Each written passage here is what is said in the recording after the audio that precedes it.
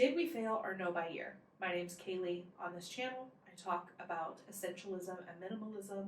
I talk about books that I love, budgeting, um, low buy, and hoping to move internationally. So if you are interested in that type of content, keep watching.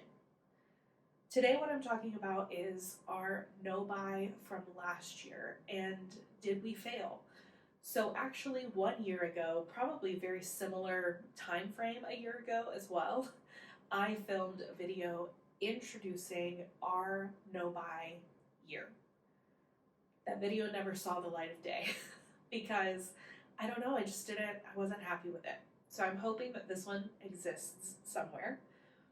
But I'm talking about how it went and do I think that we failed? The point of a no buy, typically, is you only buy essential items. So not buying anything at all is physically impossible. However, buying essential items only is possible. It's just really hard to do. Now, I didn't have a clear red, yellow, green light list like a lot of people do for these types of challenges. However, I did kind of know what we didn't need to spend money on, things like books. I have so many books. I read a lot of books, but right now I get the majority of the books that I read through the library. So I don't need to buy more books. I also have physical books. I'm looking at a bookshelf right now behind the camera that probably has 27 books on it that I haven't read, intermingled with other books that I have read and loved. So I also have a physical to be read TBR. I could shop my own books very easily. So I knew that we didn't need to buy books. I also knew that we didn't need to buy video games. We have tons of video games. Both my husband and I enjoy playing them. However, we have some that we've never played before that have just been sitting there waiting for us to play them, and we have games that we constantly go back to that we love to play. And so this year was going to be no games, no books for certain, then only purchasing items like skincare and makeup and body care, hair care, things like that, that were replacements versus buying and having multiple products at one time. Those were the main things because that's what we would not necessarily splurge on, but that we would be gravitated towards to purchase when we actually don't need to purchase those things. The goal of the no buy, the why of the no buy for us this past year in 2024, was because my husband is working on his master's degree and we are paying out of pocket every semester to pay off that amount so that there are not any additional student loans added to the student loans we're already paying off for his undergraduate degree, because we didn't want to add any more on to his student loans. Currently, we have student loan debt from my husband's undergraduate degree, and we have a little bit left on my car to pay off. That's all the debt we have. We don't have a lot of consumer debt. We don't spend more than we make typically, and we definitely don't drain our savings account. So we do have cash savings. We have 401ks and Roth IRAs and things like that to save as well. So we are never going into consumer debt, which is super, super important to me and is possible with the lifestyle that we have and the money that we make. However, we were spending way more this year than we typically would spend, and so doing a no buy was hopefully going to counteract the amount that we were spending on school while still paying off the car and student loan debt, still paying on those, did not pay them off last year, but still paying on those to avoid, higher interest on them, and continuing to live a life that we enjoy.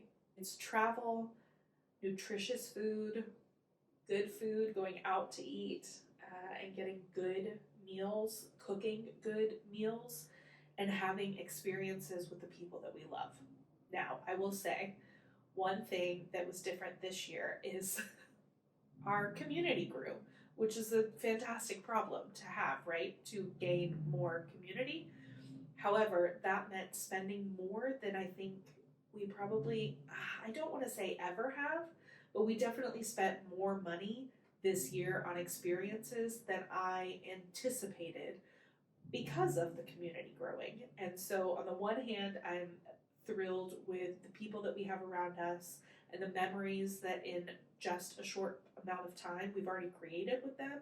And on the other hand, I look at the number, and we'll get into it in a minute, but I look at the number of non essentials and really wish that that money had been in a different place in our budget or in savings in our budget. So, there's a little bit of the bittersweet and the both and going on in my brain about some of these numbers, but let's get into it. Did we fail our no buy? Yes and no. Yes, in the fact we overspent our income. So our expenses were greater than our income.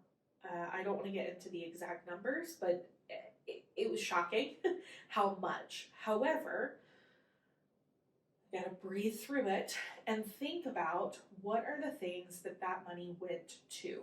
So if I sat here and said to you that the non-essentials that we purchased, the experiences that we didn't really plan or budget for well, if all of those things amounted to the same amount that we overspent, I would call that a fail of a no buy year. Me personally, I would. It didn't. And it wasn't even half of that amount. I'm looking at the numbers on my laptop right now. It wasn't even half of that amount. However, it could have made that amount significantly less. But then I looked at the other percentages of what we paid for, and I'm super proud of ourselves because we have less income this year than we have had, I think, probably our entire marriage. And that's due to a couple of reasons. My husband has changed careers, and so he's kind of working back up in a field. And I left my corporate job a year and a half ago now, where I was making a salary, to working part-time and starting my own business. And that comes with a significant pay cut.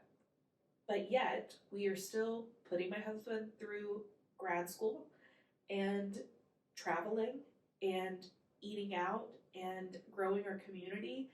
And so some of this, you have to look at beyond the numbers, and I can get lost in the numbers. And so documenting it like this helps me look beyond the numbers. What did we get to do? Who did we get to spend time with? What did we get to accomplish? Even though we dipped into our savings more than I would have preferred us to. I would have been thrilled had we broke even. If we didn't save $1, but we also didn't overspend $1, I would have been much happier, right? Let's get into the percentages now. So I added up, I have a budget spreadsheet. I'd be happy to share the template if anyone wanted access to that.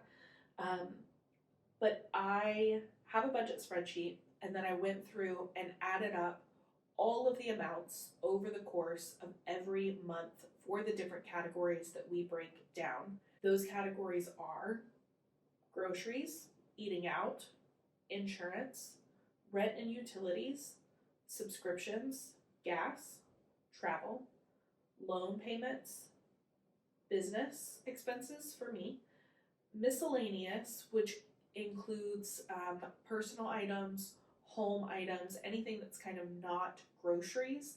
And then in my budget spreadsheet, I put a descriptor of what that is. So if it was Target, I put toothpaste, deodorant, and toilet paper in the description on my spreadsheet, so I know where that money went. And then that helps me to know, when I added up all of this now, that I can go through and choose what to me was a non-essential purchase. And that is how I got the percentage for what is non-essential. So that was miscellaneous. And then grad school, so how much did we pay for my husband's school each semester, like total, plus any books or supplies that were needed for grad school. Future spend, which were kind of unexpected purchases that came up um, throughout the year, or like we bought a new car but sold our previous car, so that purchase went into that as well, because those are kind of things that we're saving for in a different savings account anyways, and that money kind of came out of that savings account. Then non-essentials. Savings is also on here, but like I said, we overspent our income, so our savings is in the negative, so that percentage will not show up here. The subscriptions is so small that it doesn't even show me. I can tell you that amount. It's around $200, and it was just Spotify. Spotify is the only subscription that we pay for monthly. Everything else that we have is either through our phone service or through friends and family, or through our internet.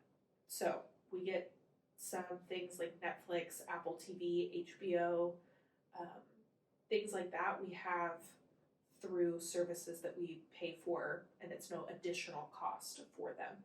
So the only amount for subscriptions is our Spotify account. So everything else does have a percentage. Groceries was 5.4% of our total expenses for 2024. I was surprised by that, but I was even more surprised by eating out being only 7.7% because we went over budget every single month. So I want to be more conscious of how much we're spending eating out, inviting more people to come over versus going out to eat all of the time in the new year. So food total is only 13.1% of our entire spending for the year.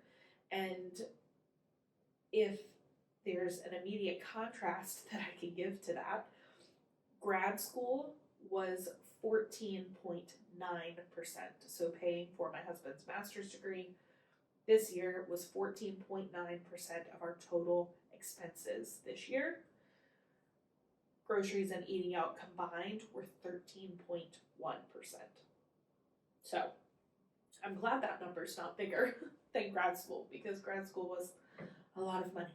Future spend was 6.1%. I think that will be significantly less this year. I'm hoping for that. I'll come to non-essentials at the end. Insurance was 5.4%. Rent and utilities were 29.5% of our total expenses. I am hoping to see a significant change in that this year because we moved in July and we have been saving probably $600 to $800 a month by downsizing.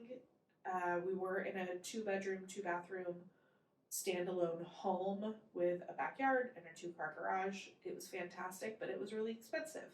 And now we're in a 1-bedroom, 1-bath apartment, but it's perfect. We have really been enjoying it. Gas was 2.3%. Travel was 6.5%. This year I went to the Netherlands by myself, and we went on a cruise in the summer. We went to see my husband's family once in January last year to go to Michigan for his grandmother's birthday, and another time to go and see his parents in Illinois in November. So that was all the travel that we did this year, which is significantly less than we typically do and than we like to do. We love to travel. Business expenses were 3.4%. Miscellaneous expenses were 5.3%. And loan repayment was 9.3%. Loan repayment plus the grad school amount was 24.2% of our total expenses this year. We have one last payment to make next week for his grad school, and then we are done with that. So I am hoping to see a significant shift in income to expense ratio this year because of that. Because, yeah, 24.2% is a lot. That and rent and utilities are the highest amounts that we spent combined. So that is looking beyond the number of what were we able to accomplish, even though we did dip into our savings a little bit. The last number that I said I would come back to is non-essentials, and that was 4.1%. I am disappointed in that number. But considering other than business expenses, gas, and subscriptions, that is the lowest amount that we spent. So I'm trying to give ourselves some grace when it comes to those numbers. Do I think we failed our no buy year? No. The reason is we moved this year as well. So some of those non-essentials are things like this lamp in this corner. There's a new mirror that we purchased for our dining room. There are some organizers that we bought for the different size drawers and cabinets that we have now versus where we were able to keep them before, as well as some other home needs that we had simply from moving. That also includes a junk removal company to come and take away some things that we were not taking with us and that was trash. Other things that includes are the experiences, like I said, that we had. We went to a few concerts at a local concert venue here that we wouldn't have done had we not had the friends that we have now. So I only put that in non-essentials because they weren't something that we would have naturally done and budgeted for. Those were out of the norm. So these out of the norm purchases, while were non-essential and deserve to be in that category, there aren't many of them that I would take back. There are a few that were definite red light purchases that I regret slightly, but also not really. A few things that we were definitely not supposed to buy that we did end up purchasing were 11 or 12 books. Some of those I picked up while I was traveling. Some of them were very sentimental. Some of them were for work, technically. Now, what I don't want you to ask me is, have I read any of the books that I purchased? Because I think my answer would have to be no. But don't hold that against me. The other thing that we purchased were 2 video games, I think.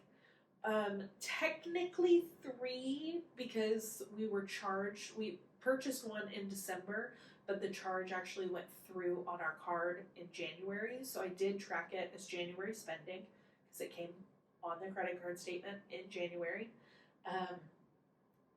But we tried to buy that previous to the no buy year. So 2, technically 3 video games. Zelda Tears of the Kingdom, fantastic game. We both finished that this year.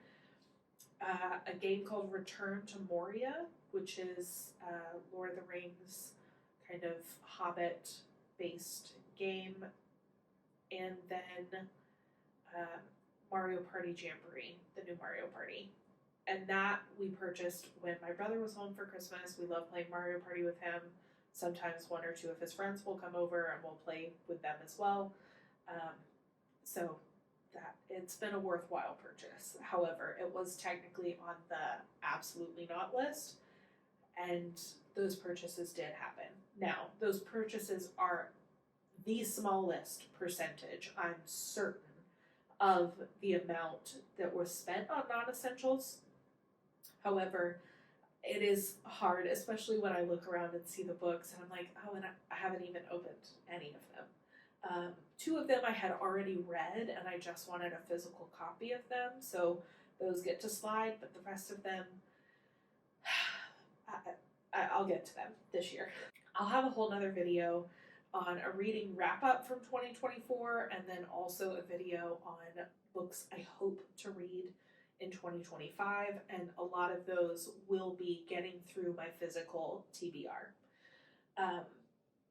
So yeah, did we fail or no buy? I don't think so. Did we do exactly what I hoped we would do during our no buy? No.